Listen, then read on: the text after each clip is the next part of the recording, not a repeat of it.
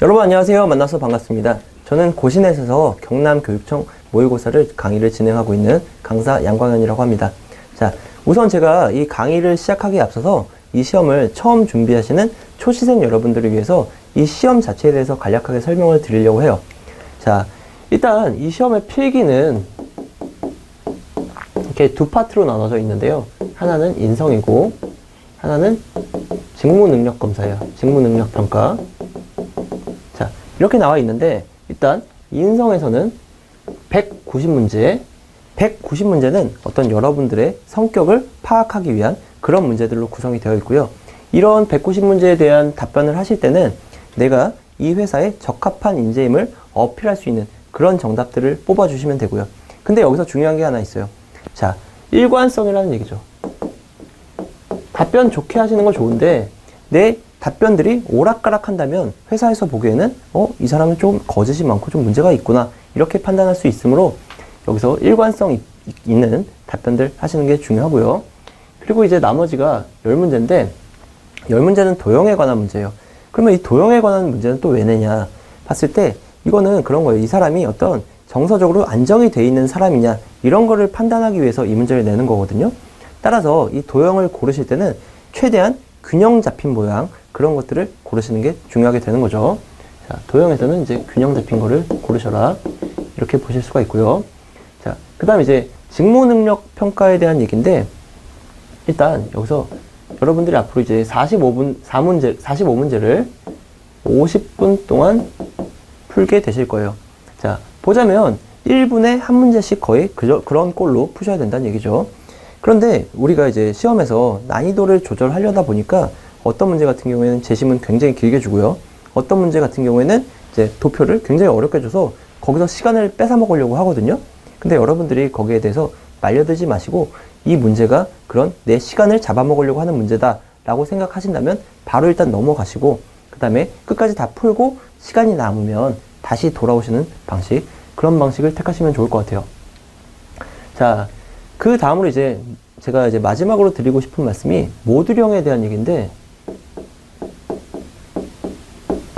모듈형. 이 모듈형 같은 경우에는 사실 그 책 전체의 내용을 다 외우려면 한 2000페이지 되거든요. 따라서 거의 외우는 게 불가능하다 아니면 시간이 굉장히 뭐 절대적으로 부족하다 이렇게 생각하시면 될 것 같고 근데 그나마 다행인 거는 이 경남교육청 시험에서는 모듈형 중에서 문제 해결력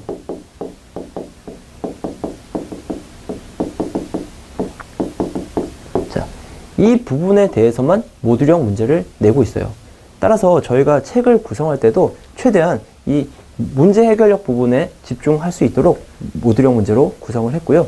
자, 이렇게 해서 제가 일단 시험 필기시험 이렇게 좀 나눠서 말씀을 드렸는데 저희도 이제 책도 열심히 구성을 했고 또 강의도 열심히 준비한 만큼 여러분들도 믿고 따라와 주시면 좋은 결과 있으실 거라 믿으면서 강의 시작하도록 하겠습니다.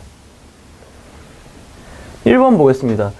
다음 제시된 두 단어 쌍의 관계가 같아지도록 빈칸에 들어갈 단어를 순서대로 나열한 것은 했어요. 계절하고 뭔가가 나왔고 뭐 하고 사자가 나왔어요. 자, 하나씩 넣어서 비교해보면 될 텐데 계절에 겨울을 넣었죠, 지금 여기에. 그리고 포유류에 사자를 넣었더니 어떤 관계가 형성이 됐어요. 자, 일단 계절 내에 겨울이 들어가는 관계죠. 자, 그리고 여기에 포유류 그리고 여기에 사자가 들어가는 거 이렇게 보시면 되고 정답은 바로 일단 나왔는데 이런 것들을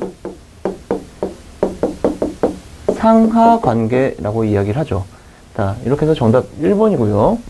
자, 그러면 계절에 무더위 그리고 동물 사자 요거 되냐? 동물 안에 사자가 들어가 있는 건 알겠는데 계절 안에 무더위가 왜 안 들어가냐 하신다면 여름을 꼭 무더위라고 볼 수는 없죠. 여름은 무더운 것만 여름은 아니에요. 따라서 얘는 모두를 포함하고 있지 않기 때문에 틀렸다고 보면 되겠네요. 계절에 봄 들어가는 거 맞는데 강아지 안에 사자가 들어가진 않죠. 계절에 여름 들어가는 거 맞는데 호랑이 안에 사자가 들어가진 않죠. 이런 것들은 적절하지가 않네요. 자, 그렇게 해서 정답 1번이고요. 다음 문제 볼게요. 다음 글의 내용과 관련된 한자성어로 적절한 것은 중국 전국시대 조괄은 아버지로부터 배운 병법에는 매우 익숙했지만 실전 경험은 없었다. 그의 부모는 그를 전투에 참가시켰다. 그런데 이 사람이 병법에만 의존하고 융통성 없이 공격을 감행하다가 사망했다. 이런 얘기를 하고 있죠. 자, 여기서 얘기 지금 이 사람이 책으로만 배웠지 실전 경험이 없어서 죽었다. 결론적으로 이런 얘기를 하고 있는데 지금 여기서의 정답은 탁상공론이죠. 자, 탁자 위에서 배운 이론이 허공에 불과하다. 이런 얘기가 여기에 가장 적합한 표현이고요. 자, 정답은 2번인데 나머지 것들 한번 보죠. 절차탁마는 뭐냐?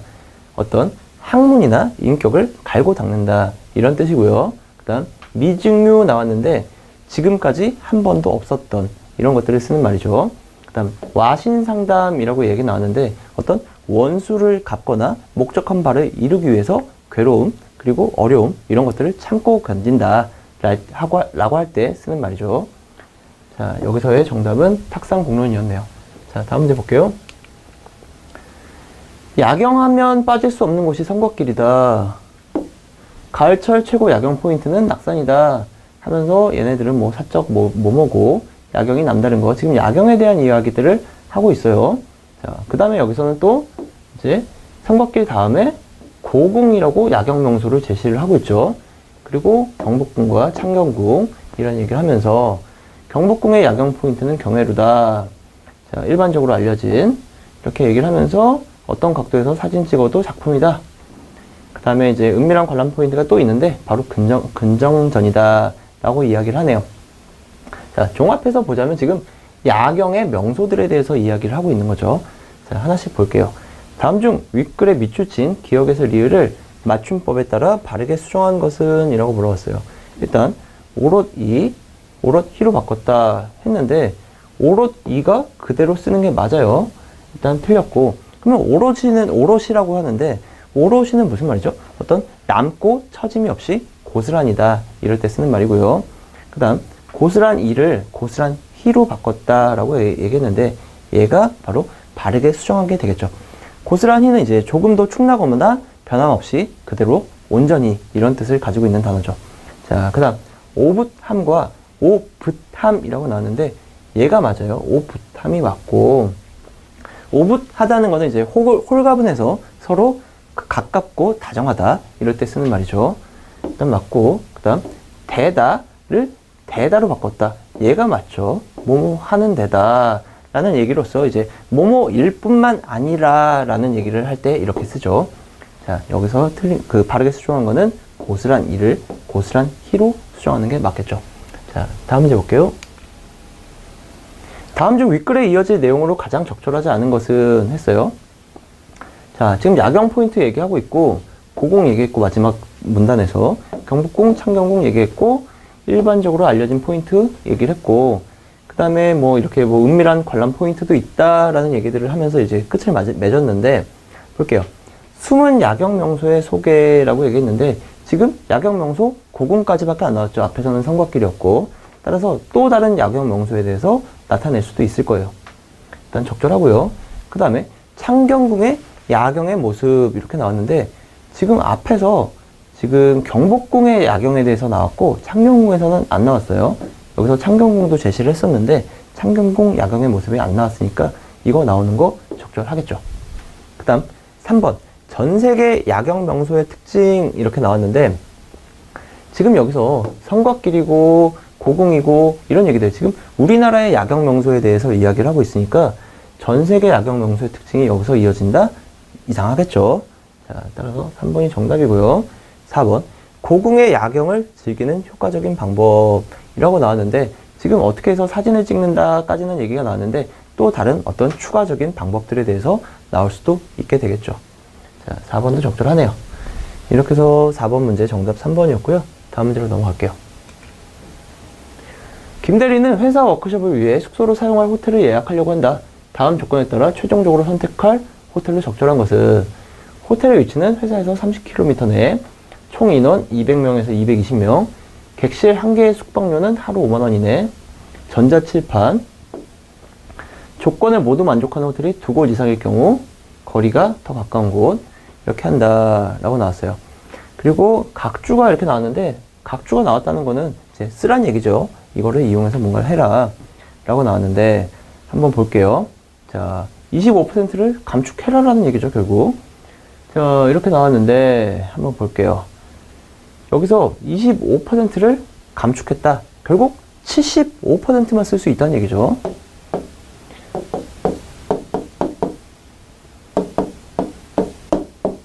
(210명만) 되겠네요. 자, 210명만 된다는 거고, 그 다음에 여기서도 75%. 얘는 근데 인원 제한이 워낙 여기보다 훨씬 많기 때문에 얘는 인원 제한과 상관없을 것 같고, 자, 여기서 75% 했을 때 225명. 225명. 그쵸? 얘도 제한이 없네요. 제한이 안 걸리네요. 얘도 75% 하면 225명인데 얘도 제한에 걸리지 않아요. 따라서 지금 A 같은 경우에는 총 인원 210에서 220명이라고 했는데 여기 수용 가능이 210명이니까 얘는 수용 가능 인원 자체에서 일단 제한이 걸려요. A는 안 되겠네요. 일단 A 빼고요. A를 제외를 하고 일단 보겠습니다. 자, 그 다음에 30km 이내에 있냐 했을 때 다 있고, 그 다음에 하루 숙박료 5만원 이내냐? 다 5만원이 미치네요. 전자칠판이 있냐 없냐 해서 전자칠판 없는 애 빼고요. 그 다음에 조건 만족하는 데가 두 곳일 경우 거리가 더 가까운 곳을 선정한다 라고 얘기했어요. 그러면 결국 얘가 더 가깝죠. 따라서 D를 선택하면 되겠네요. 자, 이렇게 해서 5번 문제 봤고요. 다음 문제로 넘어갈게요. A, B, C 3명의 나이가 다음과 같을 때 A의 나이는 몇 살인가? A의 나이를 A라고 놓는다면 B의 나이는 또 B라고 놓으면 되겠죠. A는 B보다 7살이 더 많아요. 그리고 A는 C의 나이보다 9살이 더 적어요. 이렇게 표시를 할 수가 있겠죠. 그리고 B와 C는 동갑이다 라고 나왔어요. 자, 그렇게 해서 결국 우리가 A의 나이가 몇 살인지 이걸 아까 A라고 놨었죠. 구하면 되니까 여기다가 2를 곱해서 이 A는 B 플러스 7이다. 그리고 이거 A는 2C 마이너스 9인데 C는 B라 그랬어요. 이렇게 쓰면 되겠죠, 그냥. 근데 여기서 여기를 빼면 결국 A는 여기에 2B죠. 2B고 여기 14겠네요. 14. 여기가 9 이렇게 될 거고, 결국 A는 0이고 플러스 23 이렇게 되네요. 그래서 결국 A는 23살이 되게 되겠네요. 정답 4번이고요. 자, 다음 문제로 넘어갈게요. 다음과 같은 결론을 도출하기 위해 빈칸에 들어갈 명제로 적절한 거. 자, 명제를 한번 표시해보죠. 생명체, 물 필요. 자, 그 다음 결론, 모든 동물은 물이 필요하다.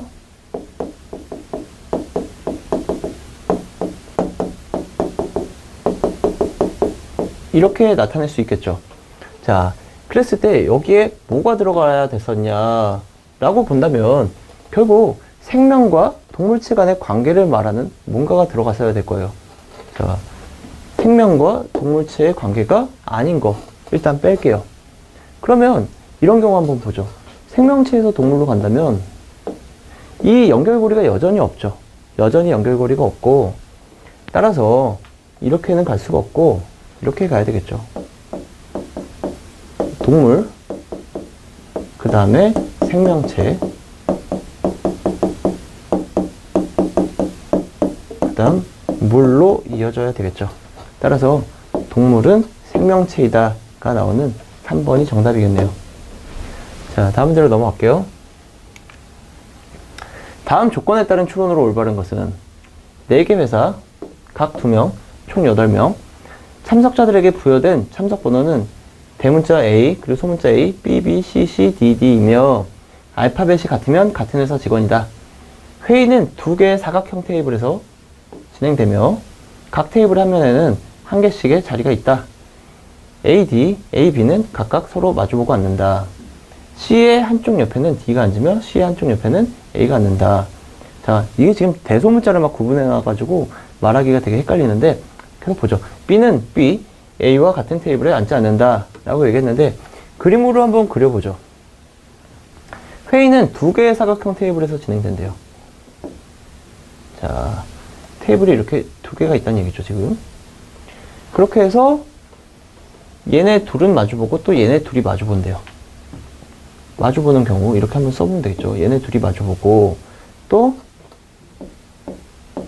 이렇게 마주볼 수 있겠죠. 그러면 여기서 얘가 여기 들어가고 얘가 여기 들어가면 되는 거 아니냐 생각할 수도 있겠지만, 여기서 지금 얘 옆에는 C가 있다 그랬어요. 따라서 얘가 이런 데 가버리면 C가 있는 게 아니죠. 그래서 말이 안 되니까 결국에는 경우의 수는 지금 이 두 가지밖에 없다는 거죠. 자, 그 다음에 B는 대문자 B, 소문자 A와 같은 테이블에 앉지 않는다라고 얘기를 했어요. 그래서 결국 대문자 B는 이쪽 테이블은 안 돼요. 결국 얘는 이쪽 테이블이란 얘기죠. 자, 또 하나씩 보죠. 대문자 C의 옆에는 D가 앉고 C의 한쪽 옆에는 A가 소문자 C 한쪽 옆에는 A가 앉는다 해서 얘 어디죠? 여기 대문자 A 옆에 소문자 C가 들어가는 거죠. 여기에 소문자 C가 들어가면 되겠네요. 이렇게 될 거고, 이제 나머지 남은 것들 또 찾으면 될 텐데, A, B, C, D. 지금 대문자 C랑 대문자 D가 빠졌네요. 자, 대문자 C의 옆에는 누구죠? 소문자 D가 앉으니까 이렇게 들어갔고요. 여기는 이제 대문자 D가 이렇게 들어가면 되겠죠. 이런 경우들이 있다는 건데, 지금 얘와 얘의 자리들 이렇게 서로 바꿔도 되고, 얘와 얘의 자리도 서로 바꿔도 되죠.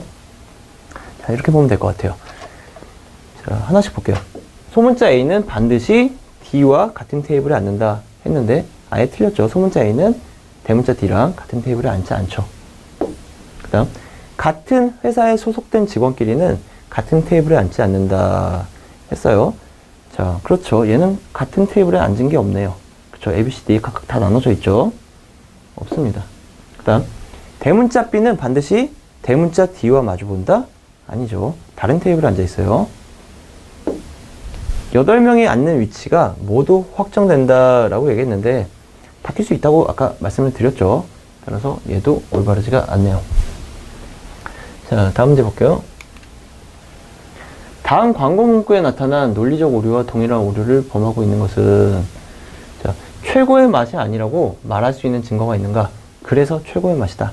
자, 이런 경우를 무지에 호소하는 오류라고 얘기를 해요. 무지에 호소하는 오류다라고 말을 하고, 어떤 증거가 없거나 어떤 거기에 대한 반박할 증명이 없을 경우에 그거를 근거로 해서 내 주장이 맞다라고 이야기하는 오류죠. 자, 여기서 비슷한 사례. UF가 없다는 증거가 없으므로 UF는 있다. 이게 바로 같은 오류라고 볼 수가 있겠네요. 자, 또 이렇게도 생각해 볼 수 있을 거예요. 이제 신이 없다는 걸 증명한 사람이 없으니까 신은 존재한다. 이런 것들. 바로 무지에 호소하는 오류다라고 보시면 될 것 같고, 자, 2번 88%의 사람들이 신을 믿고 있으니까 신은 존재해 하면서 군중에 호소하는 오류죠. 자, 그 다음, 나한테 과소비를 지적하는 너는 평소에 얼마나 검소했다고 그래 라고 얘기했는데, 얘는 이제 피장파장의 오류죠. 피장파장의 오류라는 거는 이제 그런 거예요. 누군가가 나한테 어떤 얘기를 했을 때 거기에 대해서 반박을 하려면 그 사람의 논리에 대해서 반박을 해야 되는데, 이 사람의 어떤 도덕성이나 행동, 그런 것들에 대해서 반박을 하는 거죠.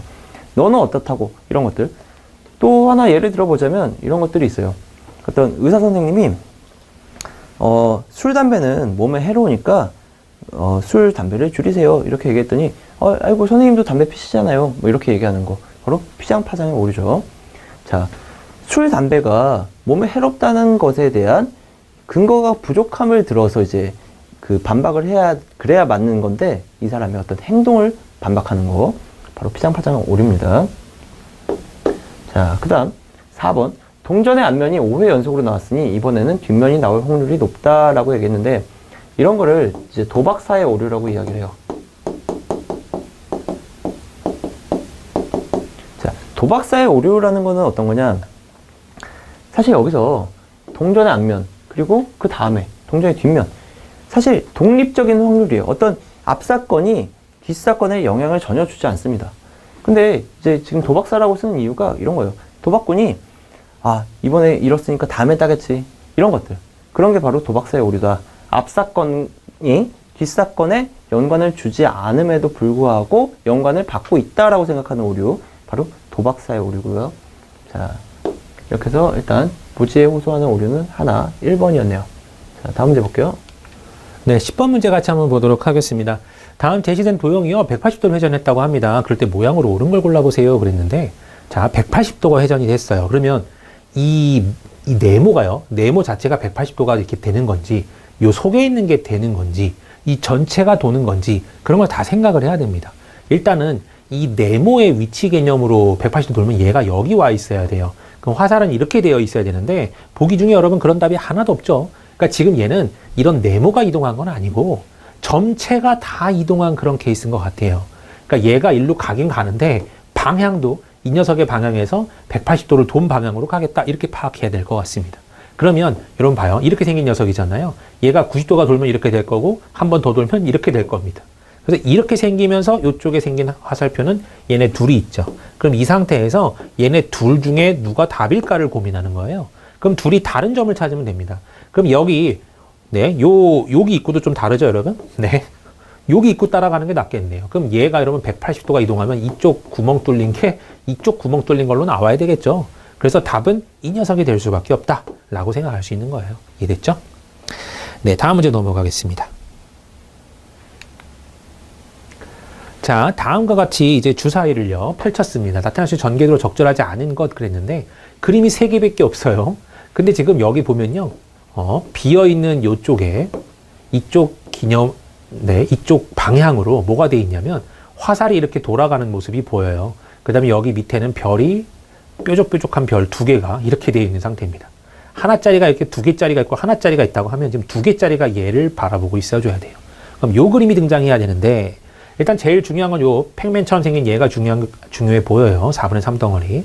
그럼 4분의 3 덩어리에서, 자, 요거 여러분 어때요? 괜찮죠? 요거까지 괜찮죠? 완벽하게 맞아요. 이 모양은요. 그 다음에 여기 팩맨이 여기 있고, 여기도 팩맨이 여기 있고, 팩맨이 여기 있어서 조금 힘들었단 말이죠. 이럴 때는 이동을 해야 됩니다. 이동을 해서 어떻게든 맞춰야 돼요. 그럼 자, 얘를 여러분 여기로 이동시킬 수 있는데 어떻게 되냐면, 이게 여러분 박스라고 생각하면 돼요. 이 박스가 내가 여기 위를 퉁 쳤어. 그러면 여기를 지지대로 해서 이렇게 넘어가겠죠, 여러분. 이런 식으로 넘어가잖아요, 이렇게. 이해되나요? 퉁 치면 여기를 붙인 채로 이렇게 넘어갑니다. 그러면 이렇게 나오게 되어 있어요. 이렇게. 이해됐나요? 네. 그러니까 어떻게 된 거냐면 여기 밑구멍이요, 이렇게 된 겁니다. 네. 비어있는 부분 여기가 이렇게 돌아가니까 요쪽을 향하고 있겠구나라고 생각할 수 있죠. 그래서 여기까지도 여러분 정확하게 맞는 그림이고, 그 다음에 얘가 여러분, 이거 좀 지저분하긴 한데 여러분 얘를 전체적으로 이 3개를 다 눕힐 수도 있어요. 이리로 확 눕혀버리면 이렇게 3칸이 누워집니다. 얘는 일로 보내버린 채로요. 네. 그래서 눕혀지면 요렇게 3개가 눕혀지는데 얘가 어떻게 방향이 되냐면 이쪽 아래 방향을 하고 있었는데 눕혀지면 이쪽 방향으로 보게 되어 있어요. 그래서 화살표도 이렇게 되어 있는 화살표, 정확하게 이 그림이 맞습니다. 그래서 이런 식으로 변형을 좀 해야 돼요. 이 문제는 어려워요, 여러분. 네. 어려워서 이 문제를 금방 풀기는 조금 무리고요, 여러분. 많은 연습을 해야지 어느 정도 눈치를 챌 겁니다. 그래서 회전하는 거, 이동하는 거 다 알고 있어야 맞출 수 있다. 그래서 일단 2번도 맞고요. 얘 같은 경우 이제 얘를 한 칸 내려버리면 어떻게 될까요, 여러분? 이쪽 방향으로 돼 있던 녀석이 이렇게 방향으로 변신하겠죠? 네. 그래서 이렇게 비어있는 모습으로 나와서 얘 옆에 이 모양이 들어간 게 정확히 맞고, 그 다음에 얘가 뒹굴뒹굴 2번 굴러가면 됩니다. 2번 굴러가면요, 한 번 구를 때 이 녀석이 이제 위로 갈 거고, 다시 이제 요 녀석이 요 위로 가야 되는 형태니까 2개짜리 별이 요 위로 가게 되는 형태, 얘도 맞아요. 그래서 답은 여기서는 답이 될 수밖에 없는 건 4번밖에 없겠죠. 네. 4번은 왜 아닌가 봤더니, 얘랑요, 네, 얘가 이렇게 굴러가면, 자, 이쪽에 되어 있던 녀석이 일로 굴러가면 여러분 이쪽으로 되어 있거든요. 비어있는 파트가 이렇게 나옵니다, 여러분. 이렇게. 그리고 이 파트에 어찌 보면 얘가 이제 돌아와서 붙어도 이 뒤쪽 동그란 부분하고 얘랑 만나게 돼 있어요. 근데 얘는 여기 비어있는 부분하고 만나게 되어 있잖아요. 근데 얘는 이쪽에 이제 화살이 올 수밖에 없는 상황이라 이 부분이 말이 안 됩니다. 그래서 여기가 틀렸네 라고 파악을 하는 겁니다. 아무튼 어려워요, 여러분. 전개도는 확실히 어렵고 전개도는 공부를 좀 많이 해야 됩니다. 답이 그래서 4번으로 나오게 되겠네요. 자, 그 다음 12번 문제 볼게요. 다음 두 블록을 합쳐서 나올 수 없는 형태를 골라보자 라고 했습니다. 먼저 이런 문제는 원래 제일 먼저 숫자를 계산했을 거거든요. 여기가 5개야. 여기가 4개야. 그럼 총 9개 블럭이니까 9개가 넘어가는 거 찾고 막 그랬어요. 9개가 안 되고 그런 거. 근데 이제 눈에 잘 안 보여요. 하나, 둘, 셋, 넷, 다, 일곱, 여덟, 아홉, 이거 9개 될 것 같고, 여기 3개, 여긴 모르겠고, 여기 5개, 4개, 9개 맞고, 네, 5개, 4개, 9개 맞고, 여기서는 이제는 개수로 갖고 묻는 문제는 옛날 패턴이고요. 진짜로는 이제 붙여야 되는 겁니다. 자, 이렇게 생긴 녀석은 이제 여기에서 이 모양이죠. 그죠? 딱 이 모양밖에 안 나와요. 그러니까 여기 이렇게 생긴 녀석이 회색깔이 여기밖에 들어갈 수가 없습니다. 그죠? 그럼 나머지 얘를 이렇게 툭 하고 눕혀가지고 여기 뒤에다가 니은자로 세운 형태. 얘는 나올 수 있죠? 얘는 어디서 나올 수 있을까요? 네. 니은자가 요 녀석이면 되죠? 네. 그리고 나머지가 요 녀석이면 됩니다. 그죠? 그 다음에 여기서는요, 니은자가, 이게 삐져나온 게 얘일 수밖에 없어서, 이거는 반드시 여길 수밖에 없거든요. 근데, 니은자가 아니라 이거는, 네, 그 뭐죠? 네, 테트리스 나오는 이 모양이죠? O 모양입니다. 그래서 이 모양이라서 이건 틀렸네요. 답은 3번 체크할 수 있겠습니다. 얘 같은 경우는 이제 앞에가 이게 채워진 거고, 이 뒤에 녀석을 이렇게 세운 겁니다. 그죠? 눕히지 않고 세웠어요. 그래서 요 파트가 되는 거죠. 그렇게 이해를 해야 되겠네요. 그래서 답은 몇 번인가요? 3번이죠. 나올 수 없는 것은 3번입니다. 라고 체크할 수 있겠습니다. 네, 13번 과학 문제 같이 한번 풀어보도록 하겠습니다. 다음과 같은 물의 전기분해 실험에서요, 플러스극과 마이너스극에 발생하는 물질이 바르게 짝지어진 걸 골라보자 라고 했습니다. 일단 물에서 전기분해이기 때문에 산소, 수소 나오는 그런 개념의 실험이다라는 건 딱 눈치챌 수 있고요.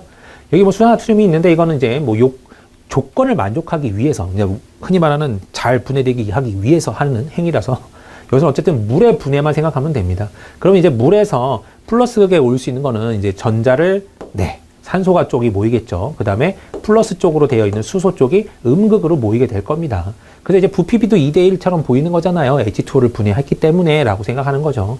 그래서 플러스 극 쪽에는 누가 모일 수밖에 없냐면 산소가 모이는 거고, 마이너스 극 쪽에는 이제 플러스 부호를 갖고 있는, 그죠? 수소 전자가 모이는 거다 라고 말할 수 있겠네요. 수소가 모인다 라고 말할 수 있겠습니다. 자, 그 다음 넘어가도록 하겠습니다.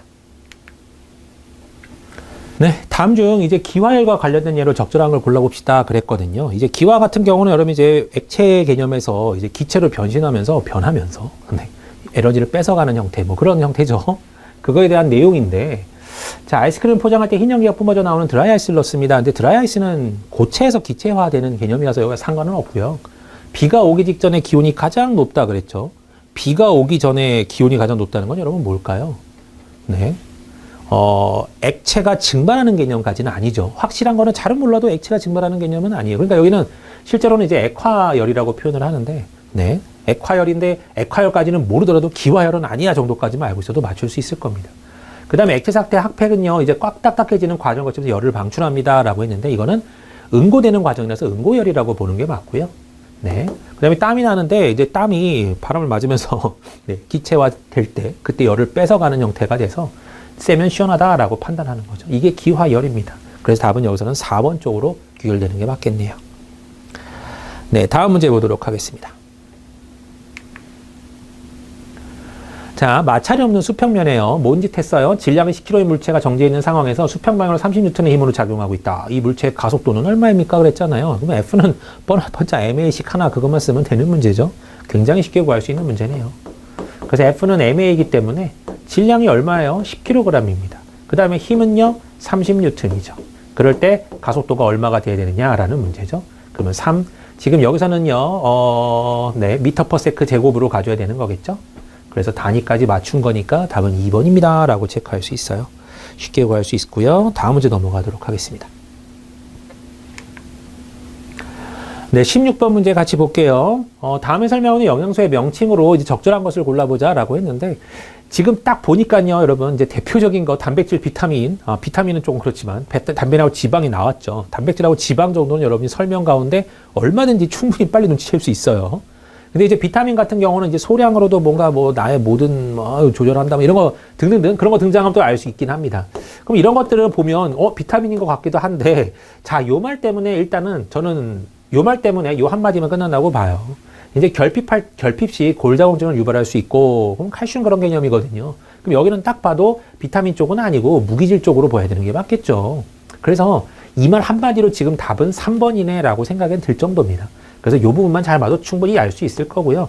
이제 이런 것들에 대한 해석이 여러분 좀 필요하다 그러면 답안지 참고하시면 답안지 설명이 잘 되어 있어요. 그래서 한 번은 꼭 보고 넘어가시기 바랍니다. 어쨌든 공부해야 되는 거니까요. 네, 다음 넘어가도록 하겠습니다. 다음 단어의 사전적 의미를 참고할 때 밑줄 친 단어 중 그 의미가 나머지와 다르게 쓰인 것은 1번, 너의 손을 빌려야 이 문제를 빨리 해결할 수 있을 것 같다. 자, 여기서 찾아보자면 너의 능력을 빌려야 이 문제를 빨리 해결할 수 있을 것 같다 라고 보면 되겠죠. 2번, 이 일의 성사는 너의 손에 달려있다 라고 얘기했는데 이 일의 성사는 마찬가지죠. 너의 능력에 달려있다. 그런 일에는 전기를 좀 다뤄본 사람의 손이 필요하다.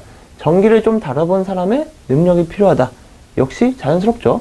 그 다음 4번, 손이 턱없이 부족해서 제 날짜에 물건을 납품하지 못하겠다라고 얘기를 했는데 여기서 이걸 바꿔 쓸 수 있는 거 일손이 부족해서 라고 이야기를 할 수 있겠죠. 따라서 얘만 사용이 다르네요. 자, 다음 문제 볼게요. 다음 중 관용적 표현이 쓰이지 않는 것은 그 친구는 책임감 없이 그 일에서 손을 뗐다. 어떤 하던 일을 중도에 그만뒀다. 이런 얘기죠. 관용적 표현이고요. 2번, 우리 가족은 손발이 크다. 말 그대로 손과 발이 크다라는 얘기죠. 관용적 표현이 쓰이지 않았어요.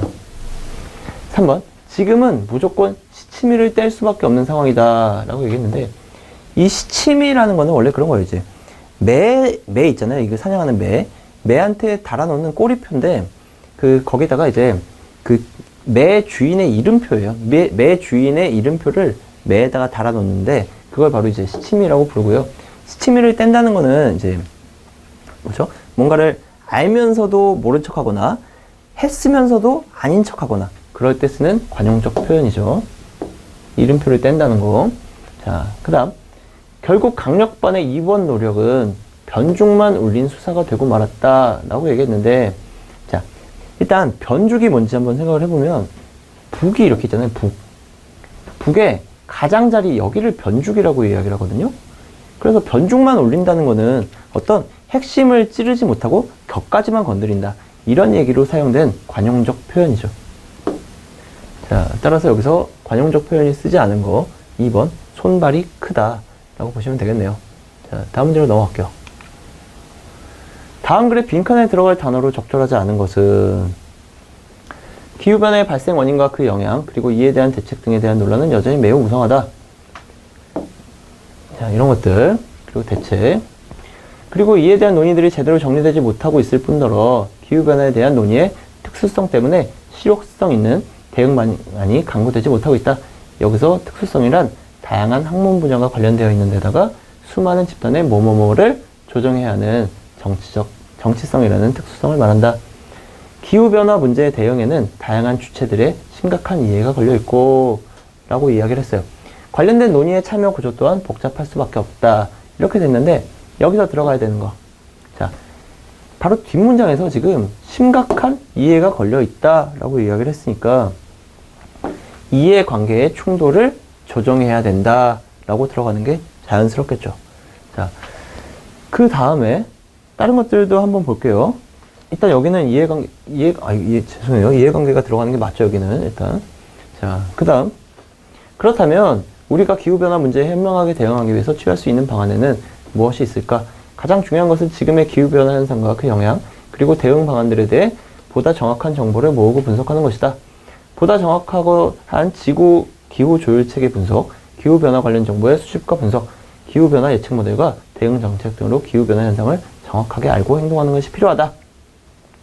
그런데 이렇게 정확하게 알고 행동하기가 어렵다는 내용이 이어져야 되겠죠. 이런 게 필요한데 그런 게 어렵다. 자, 뭐뭐가 높고 그 영향이 광범위한 기후변화 문제를 완벽하게 파악해서 행동에 옮기는 것은 극히 어렵다. 그래서 비록 정보는 조금 부족하더라도 실천을 미뤄서는 안 된다. 뭐 이런 거. 자, 나왔는데 자, 예측하고 행동하기가 어렵다. 왜 그러냐? 불확실성이 있기 때문이다. 라고 보면 되겠죠. 그 다음에 비가역성은 뭐냐 했을 때 그 원래 이렇게 변화 이전의 상태로 돌리지 못한다가 바로 비가역성이죠. 자, 그러면 여기서는 여기에 연결이 있을 수 있어요. 어디죠 아까? 조금 정보는 부족하더라도 실천을 미뤄서는 안 된다. 왜냐하면 더 미뤘다가는 원래 상태로 돌릴 수 없기 때문이다 라고 연결하는 게 자연스럽겠죠. 따라서 여기서는 비과역성 그리고 불확실성이 들어가는 게 맞고요. 그러면 인과관계는 왜 안 되냐? 인과관계, 원인이 있으면 결과가 확실하다. 그런 거는 이제 뭔가를 파악해서 행동에 옮기기 어렵다고 볼 수가 없겠죠. 예측이 충분히 가능한 거죠. 따라서 정답 3번이고요. 자, 다음 문제 볼게요. 다음 대화에서 생산부장이 적용한 문제 해결 방법은 했어요. C4의 생산부장은 자동차 생산 라인이 갑자기 멈춘 상황에 대하여 생산부원 K와 다음과 같은 대화를 주고받았다. 생산부장, 기계가 멈춘 이유가 뭔가? 전력 과부하로 퓨즈가 끊어졌습니다. 생산부장, 왜 전력 과부하가 발생했지? 기계 작동 축의 베어링이 빡빡해졌기 때문입니다. 그럼 베어링이 빡빡해진 원인은 뭔가? 펌프가 불안전하게 작동한 게 원인인 것 같습니다. 윤활유 펌프는 왜 불안전하게 작동했나? 펌프 내에 먼지가 많이 쌓여 있었습니다. 자, 그렇다면 펌프 내에 필터가 문제였군. 당장 필터를 교체하도록 하게 라고 얘기했는데 지금 이 사람은 뭔가를 왜냐고 물어봤어요. 그리고 또 왜냐고 물어봤어요. 그 다음에 그런 원인은 또 뭐냐? 또 왜? 이렇게 물어봤어요. 계속해서 왜 이렇게 질문을 하고 있죠. 자, 여기서 5Y 기법이라는 게 일단 정답이고요. 자, 5Y 기법은 그럼 또 뭐냐 했을 때 어떤 계속해서 왜라는 질문을 던짐으로써 그 문제의 그 본질에 도달할 때까지 계속 질문 던지는 방법. 그런 걸 이제 5Y 기법이라고 불러요. 자, 여기서 가장 적절한 거고요. 1번, 육색 사고 모자 기법이라고 나왔는데, 육색 사고 모자 기법은 그런 거예요. 이제, 어떤 이제 토론 과정이나 어떤 논의 과정, 이런 것들에서 어떤 사람들은 좀 성격 자체가 거기에 이제 직접적으로 좀 참여하지 못하고, 이런 사람들도 있잖아요. 그런 사람들에게 만약에, 자, 어떤 게임처럼 이 모자를 썼을 때는 이런 얘기를 해야 됩니다. 또 이런 색깔 모자를 썼을 때는 이런 이야기를 해야 됩니다. 한다면 좀 더 그 토론에 더 이제 꼭 참여할 수 있게 되겠죠. 쉽게 참여할 수 있게 되겠죠. 그런 기법. 자, 어떤 게임처럼 해서 참여율을 높이는 그런 기법이 바로 육색 사고 모자 기법이고, 자, 또 이런 것도 생각해 볼 수 있어요. 어떤 상사에 대해서 막 마음대로 반대 의견 제시할 수 없죠. 근데 내가 어떤 색깔의 모자를 썼을 때 그 모자에 이렇게 써 있어요. 꼭 비판적 의견을 제시한다 라고 써 있어요. 그러면 어떤 게임의 힘을 빌어서 비판적 의견을 제시할 수 있게 되는 거죠. 자, 그런 기법이 바로 이제 육색 사고 모자 기법이고요. 그 다음에 NM법이라고 나왔는데 이 영어만 봐서는 무슨 말인지 모르겠죠. 자, 근데 이게 사람 이름이에요. 그냥 나카야마 마스카즈다 해가지고 그냥 NM법이다 라고 부르는데, 이 NM법은 그런 거예요. 어떤 과제가 있잖아요. 주요 과제가 있으면 거기에서 키워드를 뽑아냅니다. 그리고 키워드의 연상 배경을 찾고요. 자, 그 다음에 이거를 통해서 해결책을 찾아내는 그런 방식들인데, 자, 이게 무슨 말인가 이런 거죠. 만약에 지금 우리 회사에서 어떤 숨기는 비밀 창고 이런 것들을 하나 만들어 보려고 해요. 비밀 창고를 만들어 보려고 하는데, 자, 그런 어떤 과제를 주어줬어요. 그러면 그 비밀 창고의 키워드는 뭐냐 했을 때, 이제 숨긴다, 감춘다 이런 거. 네. 감춘다. 자, 숨는다. 자, 이런 키워드들을 거기서부터 설정을 한 거죠. 그러면 여기서부터 뭔가를 연상을 하게 되고, 그 다음에 연상의 배경을 찾죠. 뭔가를 연상을 하는데, 연상을 해보라고 하니까 이런 얘기가 나왔어요. 자, 닌자도 숨는다 라는 얘기가 나왔어요. 그렇게 해서 연상을 했어요. 그러면 그 배경은 뭐냐? 자, 닌자는 어떤 창고에 이제, 창고가 아니고 어떤 문 뒤로 이렇게 문이 휙 돌아가면서 숨어버리죠. 그런 것들을 연상을 해본 거죠. 그게 바로 배경이었다. 왜 그게 떠올랐냐고 했을 때. 자, 그러면 여기서 이제 해결책으로, 그러면 우리도 그 비밀 창고를 만들 때 이렇게 회전을 해서 어디 벽 뒤로 확 숨어버리는 그런 것들을 만들어 보면 되지 않을까? 라고 한번 생각해 보는 거. 그런 것들이 이제 바로 NM법이고요. 어떤 키워드를 중심으로 해서 연상해 보는 거. 자, 그런 게 NM법이었어요. 자, 그 다음 시네틱스라고 나왔는데, 시네틱스는 이런 거예요. 어떤 익숙한 것을 다르게 보고, 또 이제 다른 것을 또 익숙하게 보고, 이렇게 한번 좀 생각의 틀을 깨보는 거. 그런 것들이 이제 바로 시네틱스고, 시네틱스는 이제 4가지 방법이 사용돼요. 유추가 일단 기본으로 사용이 되는데, 자, 직접적 유추, 그리고 의인적 유추, 의인이죠, 의인. 그리고 상징적 유추, 그리고 환상적 유추라고 이야기를 해요. 자, 이런 유추의 방법들이 있는데, 이런 것들도 한번 생각해 보자. 일단, 만약에 우리가 지금 학교의 어떤 급식 문제를 좀 더 개선을 해보려고 해요. 근데 지하철을 한번 생각을 해보는 거죠. 그래서, 지하철? 전혀 뭐 관계가 없어 보이는데 왜 지하철을 생각하나. 그러니까 일단 지하철은 아주 빠르죠. 빠르고 청결해요. 그래서 거기를 통해서 우리 급식도 한번 청결하고 빠르게 하면 되는 거 아닐까? 라고 생각해 보는 거. 그런 방법들도 있을 수 있고, 또 이제 의인적 유추라는 거는 만약에 우리가 지금 먼지로 인한 공해 문제를 좀 해결하려고 해요. 그럴 때 내가 만약에 먼지라면 뭘 제일 싫어할까? 난 어디로 도망가고 싶을까? 그런 것들을 한번 상상해 보는 방법. 그런 것들을 통하기도 하고요. 또 이런 것도 생각해 볼 수 있을 것 같아요. 우리가 지금 잠수함 기지를 하나 운영을 하고 있는데, 이 잠수함 기지에서 사람이 많이 다치고 죽어요. 그래서 그러면 이거 어떻게 해결할까 보니까, 돌고래를 보니까 돌고래는 이제 초음파를 쏴서 위험을 감지하고 거기를 피하죠. 거기에 대해서 대비하고 피하는데, 그러면 우리도 우리 잠수함에 돌고래를 한번 고용해 보면 안 될까? 돌고래를 좀 훈련을 시켜가지고 그렇게 한번 해보면 안 될까? 그렇게 한번 생각을 해보는 거.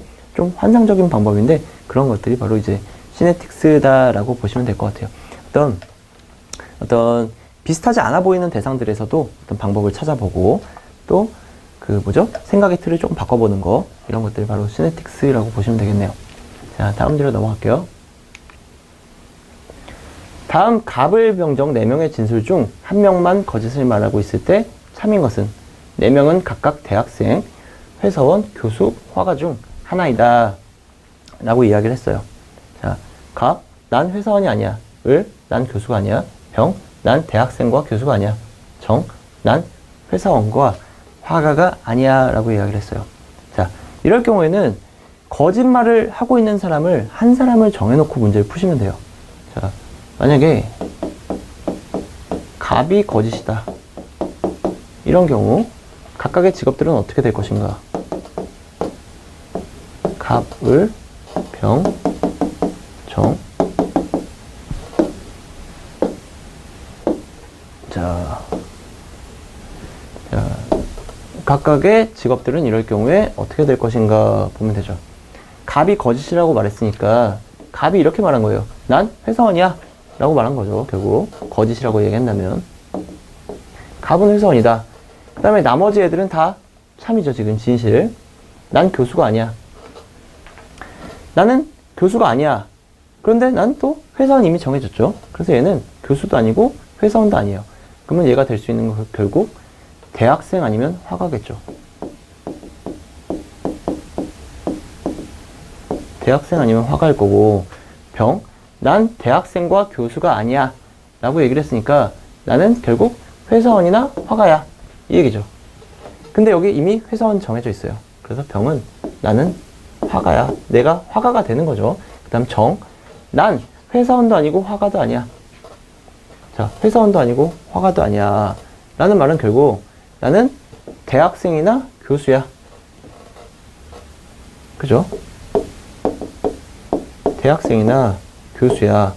이런 이야기죠. 자, 그랬을 경우에 이제 어떻게 되냐. 근데 을은 여기서 아까 병이 화가라고 했으니까 이 경우 지워야 되겠죠, 지금. 그래서 결국에는 을은 대학생이 될 거고, 을이 대학생이 됐으면 정은 교수가 돼야 되겠네요. 자, 그래서 갑이 거짓을 말한다면 갑은 회사원이고, 을은 대학생이고, 병은 화가고, 정은 교수다. 이렇게 4명의 직업을 모두 알 수 있게 되는 거죠. 틀렸고요. 그 다음에 을이 거짓인 경우,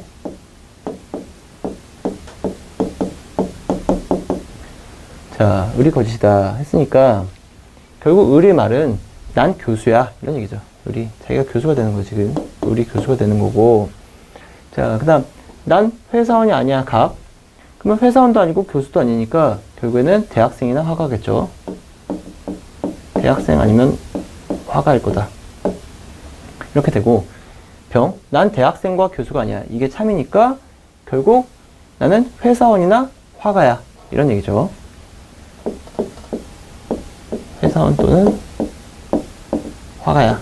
이렇게 될 거고, 정. 난 회사원과 화가가 아니야. 했으니까 결국 난 대학생이나 교수야. 이 얘기죠. 대학생이나 교수야 했는데 을이 이미 교수로 정해졌어요.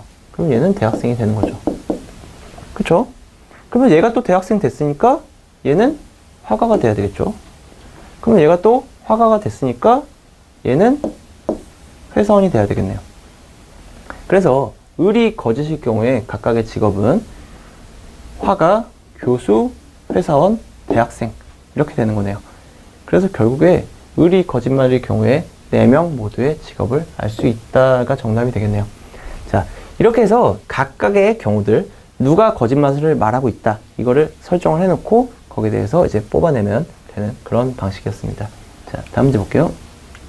네, 22번 문제 같이 한번 볼게요. 다음 도형을 선에 따라 자를 때 나타나는 조각이 아닌 것을 골라봅시다 그랬거든요. 그럼 지금 찾으면 되는데 여러분 이런 조각 보여요? 안 보여요? 안 보여요. 감사합니다. 답은 2번 그냥 깔끔하게 끝날 수 있는 문제, 쉬운 문제입니다. 자, 다음에도요. 다음 정육면체를 꼭지점 A, B를 잇는 선분으로부터 C를 잇는 선분까지 잘랐을 때 단면의 모양으로 오른 것을 그랬거든요. 자, 그어보죠. 얘랑 얘로 그었어요. 그럼 여러분 이렇게 잘리겠죠. 그럼 단면이 여러분 이렇게 좀 찌그러진 사다리꼴처럼 생긴 모습이 나올 겁니다. 요 모습인데 여긴 정사각형이고 이건 평행사변형이고 이건 육각형이고 그죠? 여기서는 요 모습으로 나타나야 단면의 모습을 맞겠죠. 그 답은 여기서는 2번 쪽으로 기결이 될 겁니다. 네, 요 문제도 쉽게 구할 수 있고요. 다음 문제 넘어가죠. 다음 그림 같이 블록이 쌓였을 때 블록은 모두 몇 개냐 그랬는데 이런 거 층 세는 게 여러분 뭐 그렇게 어렵지는 않아요. 여기가 3층이죠. 여기도 3층이죠. 2층, 2층, 2층이죠. 이런 식으로 각각 층마다 세면 돼요. 그럼 밑에 거 뭐 빠질 거 고민 하나도 안 해도 돼요. 밑에 다 채워지겠지 이렇게 생각하면 됩니다. 그러니까 3층이 2개, 2층이 3개, 1층이 4개니까 이것만 더해주면 될 거예요. 그래서 답은 16 이렇게 나오죠. 16개 이렇게 나오면 되겠습니다. 자, 답은 그래서 1번 체크할 수 있겠네요. 네, 다음 문제 넘어가도록 하죠. 다음 보기와 같이 자음들이 각각 짝져진 숫자를 의미할 때 제시된 자음과 숫자의 연결에 따라 빈칸에 들어갈 알맞은 숫자는 했어요. 자, 이 숫자들이 이렇게 했다. 시옷, 미음, 리응, 이응, 니은은 1, 2, 3, 4, 5다. 자, 어디죠? 1, 시옷, 그리고 미음, 이응 어디 있어요? 이응, 리을이죠. 리을, 그리고 이응, 그 다음 마지막으로 니은. 이렇게 각 그 자음에 대응하는 것들을 그냥 이렇게 쓴 거죠, 지금. 그런 것들이고, 그러면 얘도 각각 대응시키면 어떻게 될 거냐? 지금 이 얘기를 하고 있는데, 자, 지금 끝자리들을 한번 볼게요. 끝자리. 8이고, 5고, 2고, 3이에요. 다 달라요. 결과적으로 이 히읗이 어디에 대응하냐만 찾아내면 정답 나오겠죠. 히읗, 바로 3에 대응하고 있네요.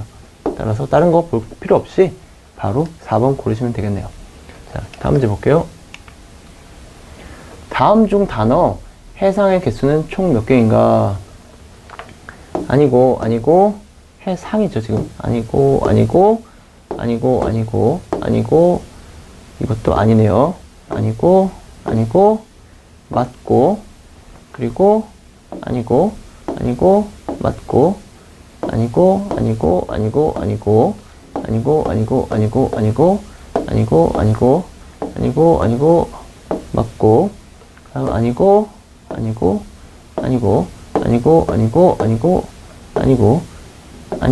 아니네요. 결국 3개네요. 정답 이렇게 해서 1번입니다. 그냥 이런 문제는 시간 뺏어 먹으려고 낸 문제다 라고 생각하시면 될 것 같아요. 네, 27번 과학 문제 같이 한번 보도록 하죠. 다음 보기 현상들과 관련 있는 과학 법칙을 구해보세요. 그랬거든요. 어떤 법칙인지 한번 볼까요? 따뜻한 물에 찌그러진 공을 넣어주면 펴진대요. 뭐죠, 여러분? 뜨거울 때 이제 공기가 팽창하고 그런 느낌인 거죠. 열기구 내부에 공기를 가열하면 밀도가 감소해서 부력으로 기울가 떠오른다. 역시 팽창입니다. 이건 딱 봐도 기체하면 샤를의 법칙 기억이 딱 나야 될 거예요, 여러분. 그죠? 여름철에는 겨울철에 비해 잠수타에 공기를 적게 넣습니다. 라고 했습니다. 그래서 온도에 따른 기체의 부피 변화는 샤를의 법칙이다. 라고 외워두시면 되겠네요. 그럼 그 나머지 거, 이제 보일의 법칙은, 네, 이제 압력하고의 관련이고요. 이제 아보가드로의 법칙 같은 경우는 이제 숫자에 대한 개념이죠. 일정한 압력과 온도하에서 부피의 기체는 동일한 수의 분자를 포함하고 있다. 뭐 이런 개념이고요. 그 다음에 헨리의 법칙 같은 경우 여러분 좀 모를 수도 있는데, 아무튼 이 부분은 네, 조금 모를 수도 있는데 아무튼 답안지 한번 확인해 주셔도 좋은데 뭐냐면요. 일정한 온도에서 기체가 액체로 용해될 때 뭐 용해과 평해를 이루고 있는 기체의 부분 압력이 필요한다. 이렇게 말은 어려워요. 하지만 이제 일반적으로 이거 세 개는 쉬운 내용들이고 쉽게 이해할 수 있었던 거고 들으면 알고 있는 거라서 얘네들을 알면 얘네들이야 뭐 얘가 아니면 얘겠죠 라고 생각해도 될 정도긴 합니다만은 아무튼 답안지는 한번 확인해 보시기 바래요 여러분. 매번 나오는 파트니까 매번 나오는 거는 어쨌든 한 번쯤은 봐줘야 되잖아요. 까먹은 걸 대비해서 한번 보시길 바랍니다. 자, 다음 문제도 넘어가도록 하겠습니다. 네, 28번 문제 같이 한번 보도록 하겠습니다. 다음 설명에 해당하는 원자로 알맞은 것을 골라봐 그랬는데 여기는 답이 너무 쉬워요. 첫 번째 문장만 봐도 답이 나옵니다. 7번이래요. 7번. 그러면 수헬립에 네, 수소, He, 그 다음에 헬륨, 그 다음에 리튬, 필륨, 네, 나오죠. 그 다음에 여기 저는 붓근옵이라고 외웠는데 요게 7번이에요. 1번, 2번, 3번, 4번, 5번, 6번, 7번이거든요. 여기가. 그래서 이런 식으로 알아도 되고 그래서 7번에 해당하는 거는 질소구나 라고 알아도 되고 그건 몰랐다. 그럼 이제 여기서 잠수병을 유발한다. 그럼 공기 중에 있어가지고 혈액 속에 녹아있는 이것이 기포로 변한다. 아, 질소구나. 몰라도 돼요. 여기까지만 몰라도 암모니아 결성한다는 거는 무조건 질소죠. 그죠? 수소랑 만나서 암모니아 생성되는 거는 지금 네, 질소니까요. 그래서 답은 여기서는 매우 쉽게 2번으로 나오게 되긴 합니다. 자, 어쨌든 이런 설명들은요, 네, 헬륨이나 탄소나 염소나 이제 질소에 대한 설명들도 답안지 한번 잘 설명이 되어 있기 때문에 반드시 과학적은요, 여러분 한번 보고 내가 다 알고 있는 거다라고 해도 답안지 한번 보면서 필요한 것들이 있으면 한번 더 보겠다라는 마음으로 보시기 바래요. 그래야지 공부가 될 겁니다. 자, 그 다음 29번 문제 같이 한번 볼게요. 다음에 설명하고 있는 소화기관의 명칭을 구해보자라고 했는데요. 90%의 영양소가 흡수된대요. 우리 소화기관 중에 흡수에 거의 관련한 거는 네, 장 쪽이라고 일단 생각이 드는데요. 소장인지 대장인지 그 녀석이 문제인 것 같긴 합니다만은 간과 췌장에서 생성된 소화기 이곳에서 분비된다. 뭘까요? 소장이겠죠. 네. 딱 이것만 봐도 그 췌장하고 연결되어 있는 데가 여러분 이제 위를 통과해서 이 부분에 이제 췌장이 있잖아요. 이렇게 이자가 있어요. 네. 그다음에 쓸개집도 나오고 그죠 간에서요. 아무튼 그런 식으로 등장해서 여기가 뭐 12지장이라고 말할 수는 있지만 아무튼 이 부분이 뭔가요, 여러분? 소장이고 가장 크게 뱅 돌아가면서 나오는 게 대장이잖아요. 그러니까 지금 여기는 소화액이 이곳에서 분비된다라고 했기 때문에 대장으로 보기엔 너무 무리가 있습니다. 소장으로 보는 게 맞겠죠. 연동운동과 분절운동이 일어납니다라고 했으니까 뭐 움직이고 자르고 뭐 이런 네. 대부분 소화 과정이 완료되는 곳이면 단당류 아미노산지만 흡수됩니다라고 했어요. 그래서 여기서는 소장으로 보는 게 맞습니다. 답은 3번. 자, 다음 마지막 문제로 넘어가도록 하죠. 자, 30번 문제 같이 한번 보도록 하겠습니다. 다음 그림에서요, 알 수 있는 빛의 성질과 관련된 현상으로 적절한 것은 그랬습니다. 그랬어요. 이게 여러분 무슨 성질인가요? 빛이 여러분 어떻게 가는 거예요? 직진으로 간다라는 거죠. 그래서 여기서 나온 빛은 직진으로 슉 가서 여기에 맺히는 거야. 여기서 가는 빛은 또 여기로 가서 맺히는 거야 라고 판단하죠. 네. 그래서 여러 가지에서 이제 막 오는 것들을 하나로 모아서 보는 거기 때문에 빛이 이 부분으로 들어가게 되는 빛은 여기로 맺힐 거고 여기서 들어가는 빛은 여기서 맺힐 겁니다 라고 해석을 하는 거죠. 그럼 이거랑 관련이 없는 현상, 수면 위에 구름의 모습이 비친다 그랬어요. 수면 위에 구름이 비치는 거는 그냥 빛이 뭐랄까요 여러분? 네. 물이 있으면 빛이 이렇게 반사하는 거 말하는 건가요? 네.